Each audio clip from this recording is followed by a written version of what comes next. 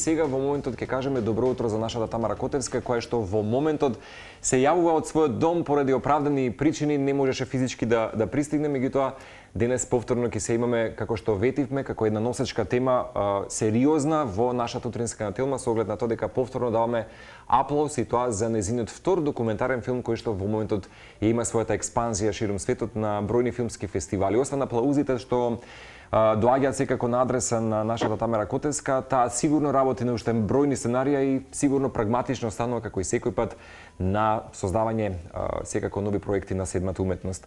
Меѓутоа, како што често знаеме да кажеме дека вистина документарците се можеби формат на филм и естетика која што пак е сериозен можеби медиум и платформа за креирање и именување можеби на мислењето индивидуално, колективно како заедница или како секој гледач за одредени теми, така ќе биде всушност и со The Walk или Одење пеш. Документарецот кој што меѓу другото пристигнува официјално по Македокс и денес на утринска нателма. Повеќе за сето ова ќе говориме со Тамара во продолжение. Тамара, добро утро уште еднаш од целата утринска екипа.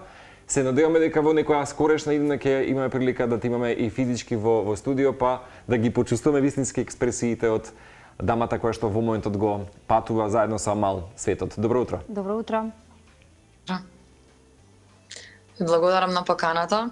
Уште еднаш ви се извинувам што физички не можев денес да сум таму. Да, пак ќе кажеме поради сепак оправдани причини, меѓутоа драго ни е што можеме барем ова искуство да го имаме, бидејќи беше најавено секако нели The Walk и Одење пеш како една од носечките теми на овој понеделник.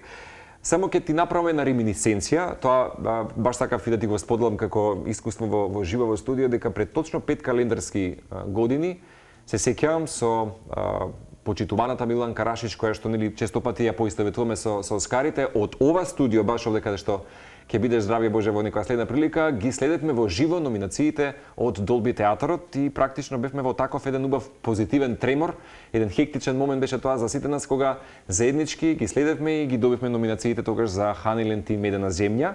И сега 5 календарски години во оваа 2024 овој месец октомври, драго ни е што можеме да бидеме баш онака среќни и радосни за една наша амбасадорка и македонка која што повторно го обединува светот, токму преку новиот документарен филм The Walk или Одење пеш. Ви благодарам. Супер, не знам дали се слушаме добро? Да. Добро, како и да е. Честитки, може да бидеме во интерес на времето малку поекспедитивни и тоа што сме вака на овој начин поврзани, па да искористиме малку да позборуваме за The Walk.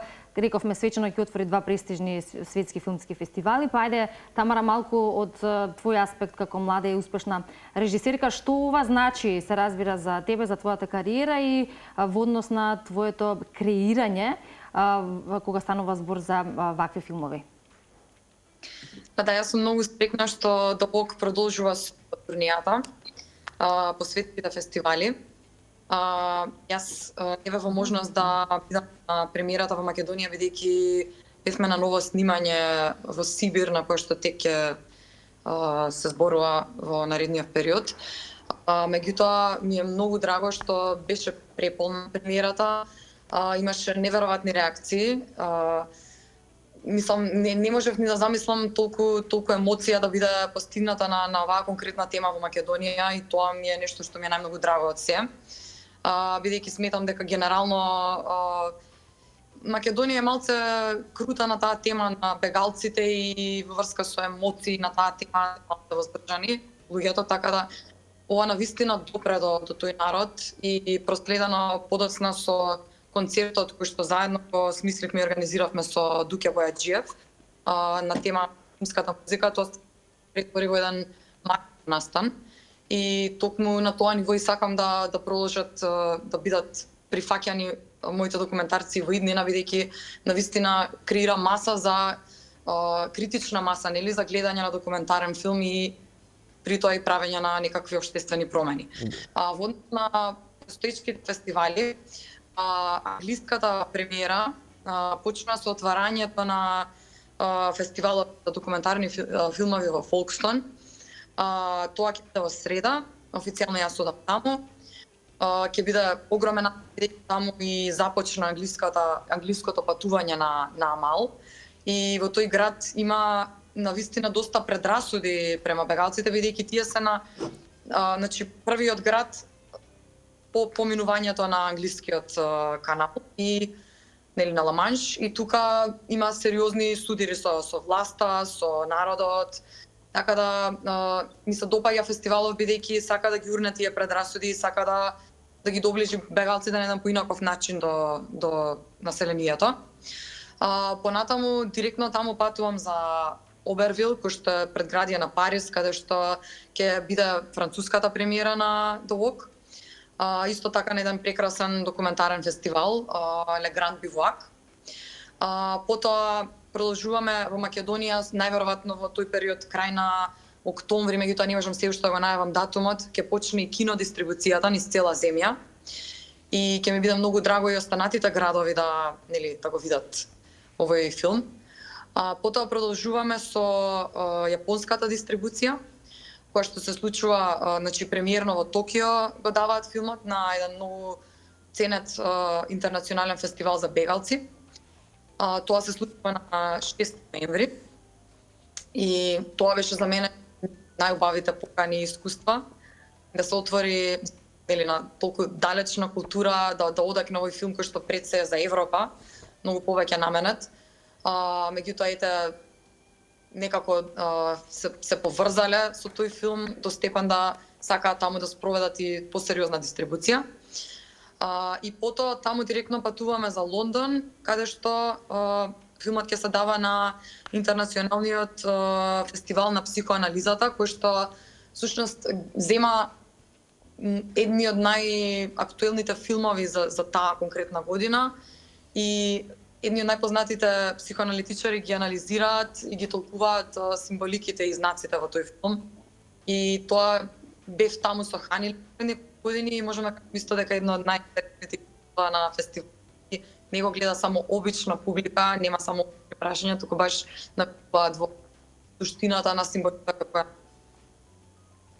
Инаку, Тамара, Амал дефинитивно многумина веројатно ќе ја почувствуваат како некое свое прибежиште, дама протагонистка која што баш ве граби и некако не можеме катарзично да не се поврзаме можеби со и самата кукла, меѓутоа и со самото девојче.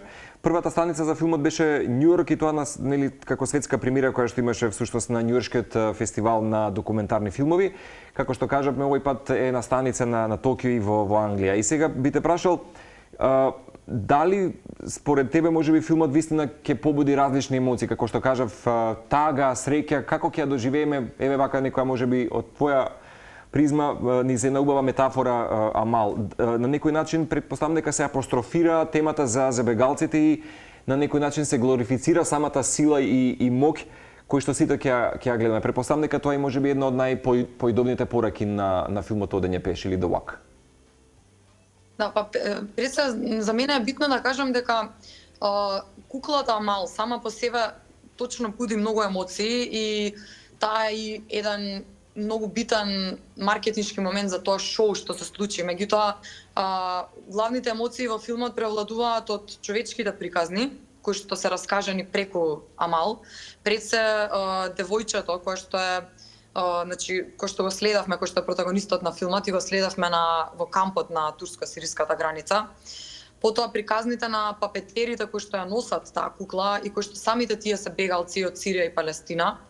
И како тие се уедначуваат во еден здив и во едно движење за да можат таа кукла да движат како еден организам.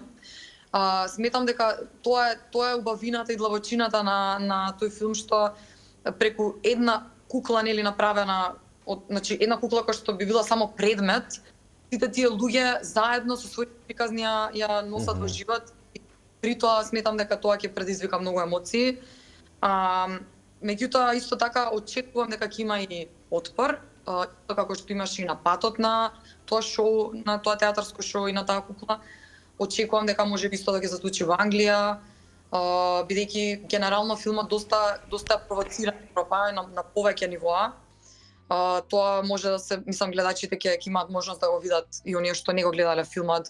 Такви се сцените во Грција, во Страсбург, каде што гостуваше куклата, во Италија, значи има нели средбата со папата и има многу голема провокација исто така од значи директно кон властите упатена, кој што исто така очекувам и сум спремна дека можеби ќе има и негативни реакции секако.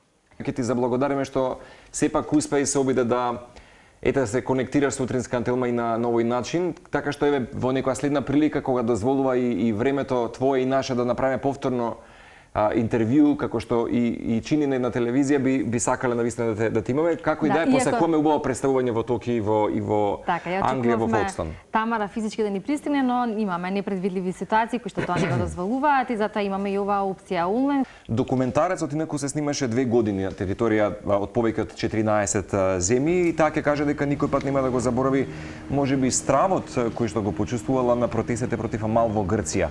Еве, како што ја цитирам Тамара, вели, не можев да претпоставам дека една група на луѓе може да има толку омраза против бегалците, тоа некаде го сподели во интервјуто. Најмногу, велат, ја промениле посетите на камповите, тоа што го споминавме со Ивана Утринова, кога предолго поминувате со тие луѓе, почнувате да се чувствувате виновни за сопствениот живот и за тоа што ти доаѓа од некаков мир. Треба некое подолго време сепак да го надминете тоа чувство. Инаку, вистина дека документарците може да го променат целиот свет. Конкретно сакавме да ја прашаме можеби Тамара за изработката и на 3-метарската висока кукла. Таа е марионета, како што ја забележувате во овој трейлери, да ги посети сите власти низ местата во кои што поминува дека незината слобода зависи од нивната контрола и нивните одлуки. 3 метри, за никој да не може да сврти поглед што се вели од неа на улиците, се преправа дека е невидлива, како што тоа вообичаено некој пат се случува токму со бегалците за нивното патешествие. И конкретно ќе посакаме вистина уште едно представување покрај тоа што имаше прилика овој филм или ова филмско патешествие, како филмаџија Тамара и целата екипа, меѓу другото и човек од бегалските кампови на турско-сириската граница, низ 15 земји во вкупно 97 градови или 9000 километри околу светот, велат до будење со кафе со поглед во Њујорк, по 4 дадени и повеќе интервјуа тогаш за американски медиуми ја откри и својата лична приказна со бегалците. Како Америка го менува незиниот живот и така натаму, ќе оставиме во некоја следна прилика и колку камповите можеби и го променија хоризонтите и светогледот на нашата режисерка Тамара Котевска.